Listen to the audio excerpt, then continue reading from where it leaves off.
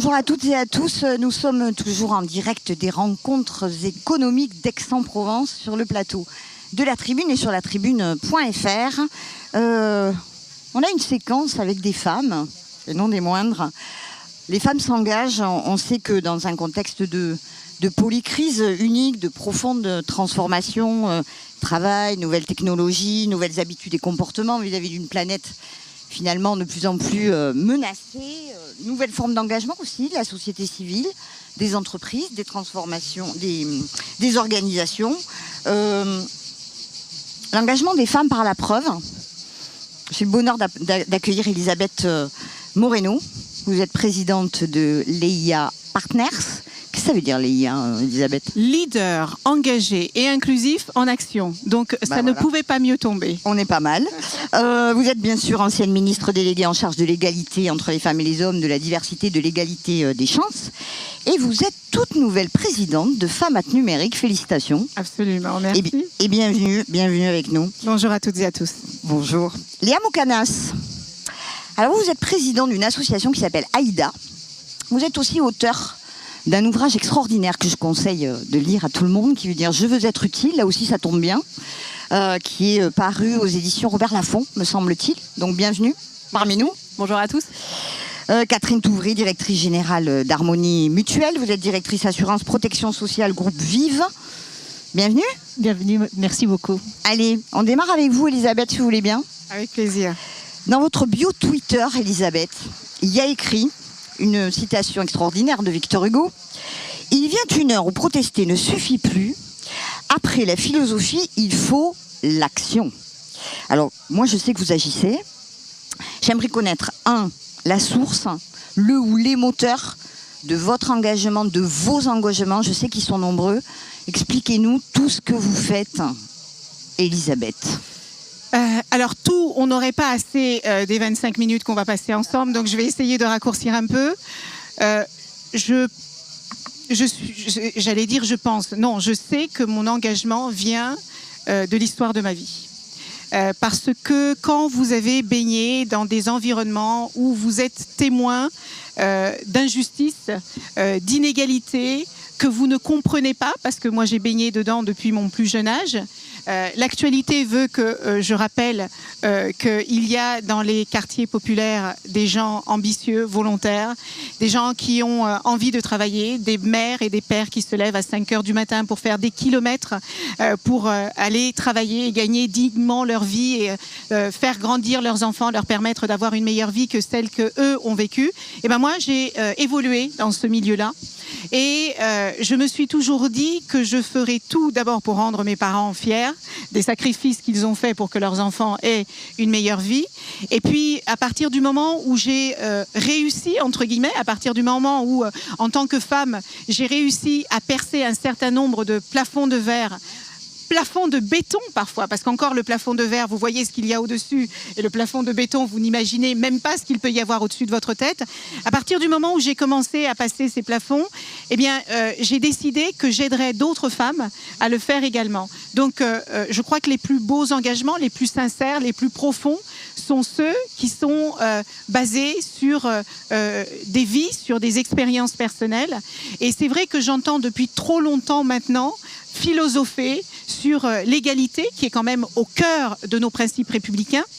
Mais je crois que quand on sait que la Déclaration universelle des droits de l'homme date de 1948 et que 75 ans, plus de 75 ans après, on peine encore à considérer les femmes comme les égales des hommes, que selon le milieu social, culturel ou culturel dans lequel vous naissez, vous n'avez pas les mêmes chances de réussite, que selon votre orientation sexuelle ou votre patronyme, vous n'avez pas les mêmes chances de réussite, comment ne pas être engagée? Bien sûr. Catherine, vous aussi, vous êtes une femme engagée. On voit bien, Catherine, quand on prend le pouls de cette société, que sa santé est plutôt fragile. On l'a vu lors des dernières semaines. Vous êtes dirigeante d'une entreprise mutualiste. Est-ce que c'est le rôle et la responsabilité des entreprises de venir prendre soin des autres et soin de cette société qui, à mon avis, en a tant besoin?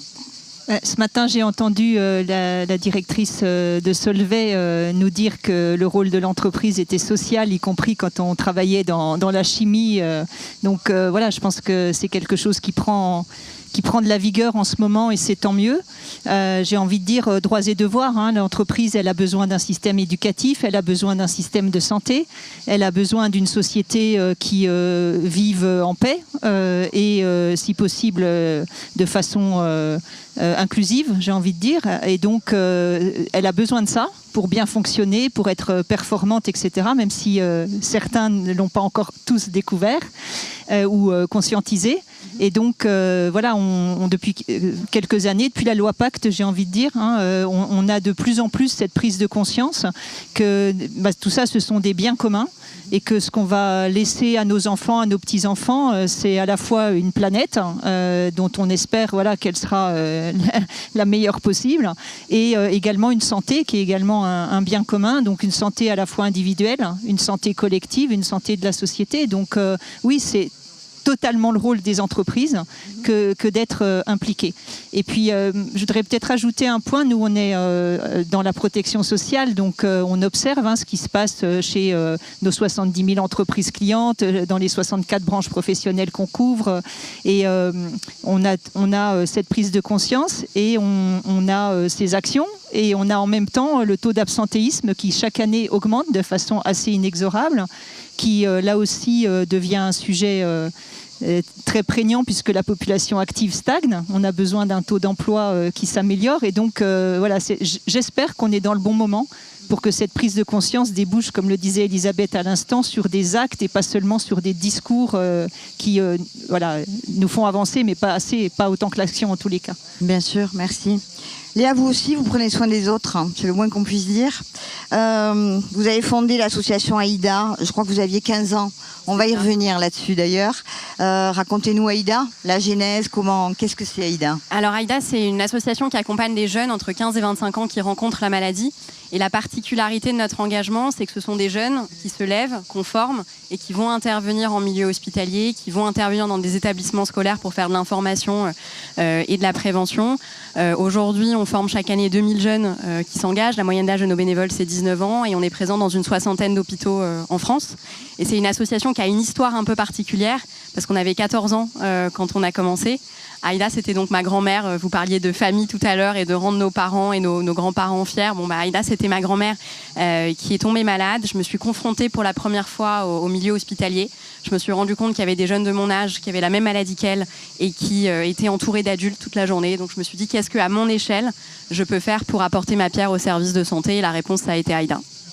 Super, bravo. Félicitations. À 14 ans. Ouais. Non, mais on va y revenir. On va, parce que moi, ça m'a quand même interpellée, vous vous en doutez. Donc, on va y revenir. Elisabeth, à l'occasion du 8 mars, Journée internationale des droits des femmes, s'il faut le rappeler, vous avez eu cette idée complètement folle de non seulement monter une association éponyme, mais surtout de monter en quelques semaines, je crois, un grand rendez-vous qui réunissait des femmes et des hommes exceptionnels sur une thématique qui était la puissance du lien. Qu'est-ce que c'est que cette puissance du lien, Elisabeth ? En fait, vous connaissez probablement les unes et les autres cette étude incroyable qui est faite par Harvard depuis plus de 75 ans sur 600 personnes issues de classes socio-économiques totalement différentes, des plus riches aux moins favorisés. Et pendant 75 ans, les étudiants d'Harvard, les analystes d'Harvard ont suivi ces personnes et chaque année, elles leur demandaient qu'est-ce qui vous a rendu heureux cette année. Donc au début, elles interviewaient ces personnes et ensuite, elles interviewaient aussi leur entourage, leur famille, etc. Et chaque année, systématiquement, ces personnes répondaient à une chose qui paraît évidente. On peut croire que ce qui nous rend heureux, ce sont nos possessions matérielles, la jolie voiture, la jolie maison, le compte en banque enrobé. Ça y participe. Mais ce qui nous rend profondément heureux, eh bien, ce sont les liens humains que nous entretenons avec nos familles, avec nos amis, avec nos communautés, avec nos collègues, avec nos voisins, etc., etc. Et qu'est-ce qu'il y a de plus fragilisé dans notre société qui est en train de vivre une situation de polycrise que nous n'avons jamais connue ? eh bien, ce sont les liens humains. Parce que quand on ne va pas bien, on cherche systématiquement des boucs émissaires. On cherche des responsables de nos malheurs. On cherche des responsables de nos maux MAUX et mots MOTS aussi d'ailleurs. Et donc, par conséquent, je me suis dit, qu'est-ce que je peux faire pour apporter, moi aussi, ma pierre à l'édifice à un moment où notre pays est en train de se fracturer, de se diviser.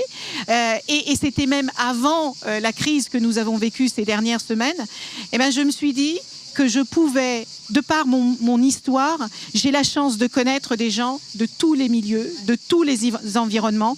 Je connais autant de femmes de ménage, d'ouvriers que je connais, de chefs d'État, de ministres, de patrons des grands groupes, de patrons des grandes entreprises. Et je me suis dit que si j'arrivais à mettre dans une même pièce ces gens-là, en leur disant il y a beaucoup plus de choses qui nous rassemblent que de choses qui nous divisent, et nous avons qui que nous soyons des choses à nous apporter, et que ceux qui ont réussi, femmes et hommes, tendent la main à celles qui ont envie de réussir. Et ça a été une réussite qui a dépassé toutes nos attentes. On a eu, alors que c'était un jour de grève, 800 personnes à la salle Wagram. Et je remercierai jamais suffisamment la tribune de nous avoir accompagnés dans cette belle aventure. On a eu plus de 10 000 personnes qui nous ont suivis sur les réseaux sociaux. Pas parce que... oui, vous avez raison, on l'a fait en 4 semaines. Donc tout le monde m'a dit, mais ça va pas bien dans ta tête. C'est un peu tendu, en fait. C'est un peu tendu. Vous le sentez. Mais vous savez bien que les aventures les plus folles sont aussi celles qui vous donnent le plus de joie. Et eh bien, en fait, depuis, on a organisé 3 événements. Donc, il y a eu ce 8 mars à salle Wagram. On voulait vraiment travailler sur tous les territoires. Donc, on est allé sur les territoires ultramarins. On a fait, avec l'Université de La Réunion, un magnifique événement auquel 150 personnes assistaient. Et puis, il y a quelques semaines, le 8 juin, à l'UNESCO, on réunissait encore 400 personnes. Et il y avait des entreprises, il y avait des associations, il y avait des personnes issues de la société civile. Moi, je crois dans la puissance du lien, particulièrement dans les moments aussi difficiles que nous traversons. Il faut unir nos forces, nos compétences et nos capacités pour sortir de cette situation tourmentée. Bravo. Catherine, c'est quoi une entreprise engagée et comment elle peut contribuer finalement à inverser cette spirale du fractionnement, de cette défiance, voire de cette violence, on l'a vu. Comment on fait ? Moi, j'ai une façon assez simple de parler de ça. C'est finalement comme le classement des bâtiments pour l'énergie ou le Nutri-Score. On est entre A et G, par exemple. Et le premier stade, c'est...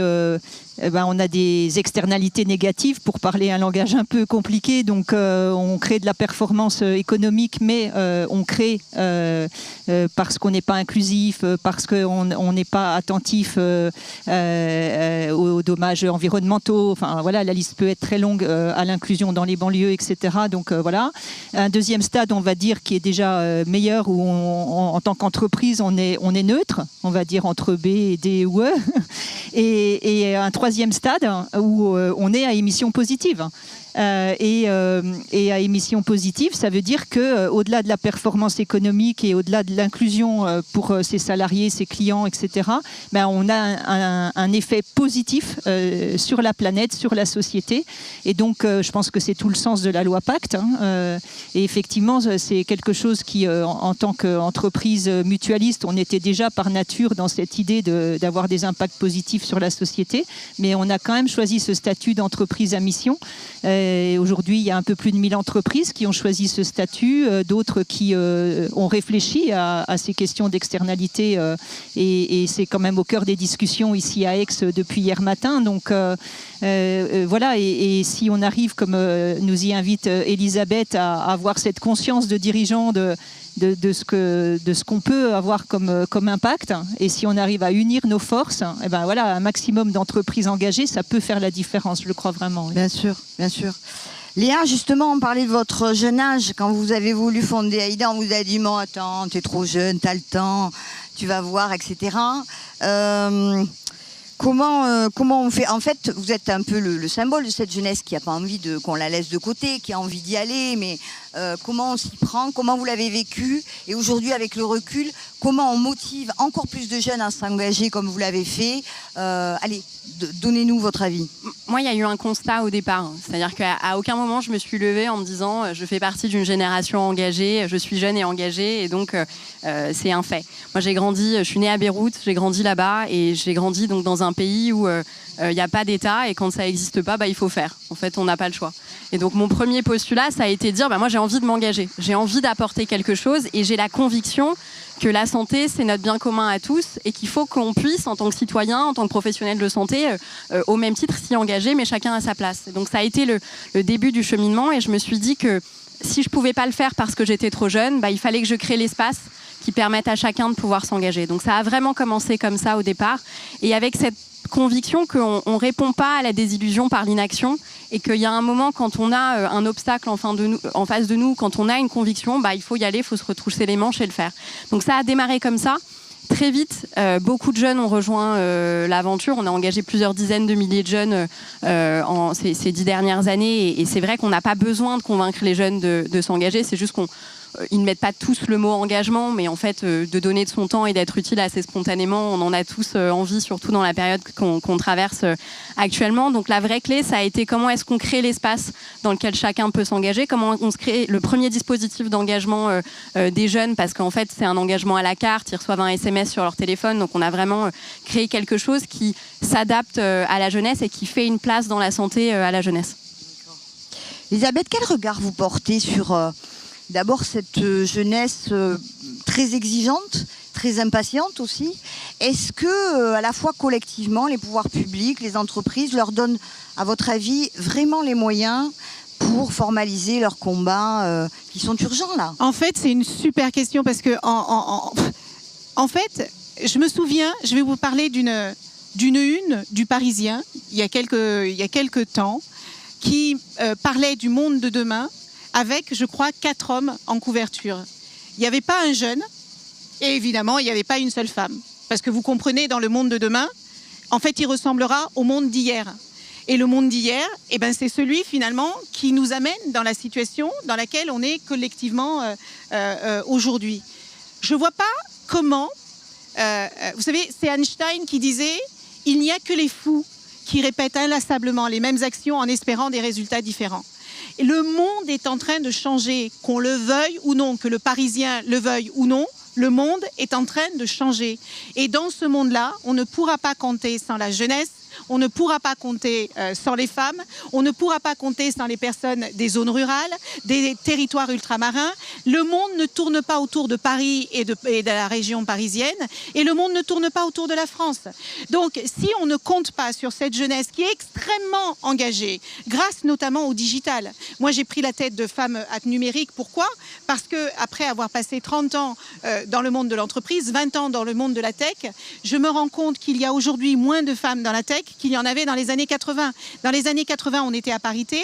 Aujourd'hui, il n'y a que 27% des femmes qui sont dans le monde du numérique, alors même que le numérique est en train de transformer le monde littéralement. Alors, comment dire? Moi, j'accueille avec joie cet engagement de notre jeunesse. Je pense que notre responsabilité en tant qu'adulte, et je sais que Catherine le fait, et c'est pour ça que je respecte ce genre de leadership, parce que c'est aussi ça, le leadership féminin, c'est d'être inclusif, c'est de penser collectif, c'est de penser aux autres. Je ne dis pas que les hommes ne le font pas. Philippe Val de La Poste le fait très bien. Mais je vois beaucoup plus de femmes qui pensent au collectif et au bien commun que je ne vois d'hommes le faire malheureusement. Donc si on veut que le monde change, il faut compter sur toutes les personnes qui le font bouger. Super. Il nous reste très peu de temps, mais quand même, j'aimerais entendre Catherine toujours sur la jeunesse.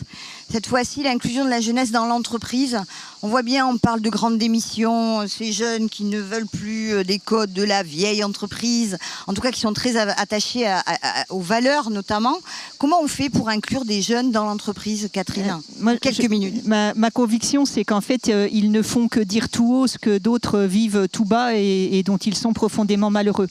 Donc moi je vais juste témoigner d'une chose. En fait, on a au moment du Covid décidé d'accueillir beaucoup plus d'alternants et de jeunes, parce que je ne sais pas si de jeunes en service civique, puisqu'on est à but non lucratif, donc on peut avoir des jeunes en service civique.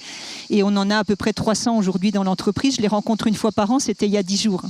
Et ce que ça a créé comme cohésion intergénérationnelle, parce qu'au début, nos salariés avaient peur de les accueillir, ils avaient peur de ne pas être au niveau, en fait, d'être moins diplômés, de moins savoir, etc. Ça a créé une énergie fantastique. Et ces jeunes, ils n'hésitent pas à nous solliciter, ils ont besoin, ils attendent qu'on s'occupe d'eux, ils donnent aussi en retour. Et donc, moi, je ne crois pas à un problème spécifique, je crois que c'est à nous de changer, c'est aux entreprises et plus globalement aux organisations de changer et à s'adapter et à créer des collectifs protecteurs à l'intérieur de l'entreprise, parce que c'est ça qui fait la différence. Okay. Bon, j'avais plein de questions à vous poser, vous imaginez bien, on ne peut pas. Mais j'en ai une quand même pour toutes les trois, pour terminer cette séquence. Léa, dans les prochains mois, là, à quoi vous allez vous engager, vous? Alors moi, je suis diplômée depuis la semaine dernière. Enhorabuena. Et donc je continue avec Aïda pour continuer à m'engager pour la santé des jeunes et développer des projets. On en a lancé plusieurs, notamment l'Académie des adolescents et jeunes adultes qui forment des jeunes qui sont passés par la maladie à s'engager pour notre système de santé, à leur donner les clés. Parce que j'ai la conviction que la formation, la santé et l'éducation, c'est très lié et qu'il faut continuer à pousser ça. Ok, Catherine? La santé des salariés, la santé des Français, donc encore et toujours. On continue, quoi.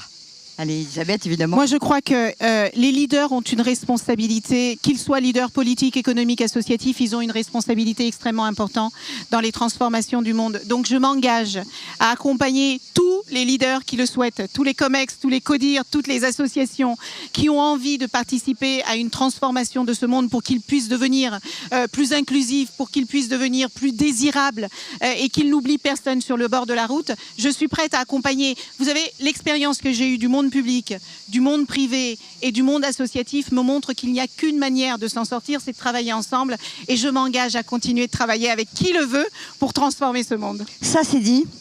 Merci infiniment à toutes les trois. Juste avant de retrouver Philippe Maby pour la prochaine séquence, je voudrais quand même donner un rendez-vous le 18 et le 19 octobre à Toulouse, dans la belle Occitanie, un Women for Future, spécialement sur les métiers d'avenir et la place des femmes dans la tech notamment.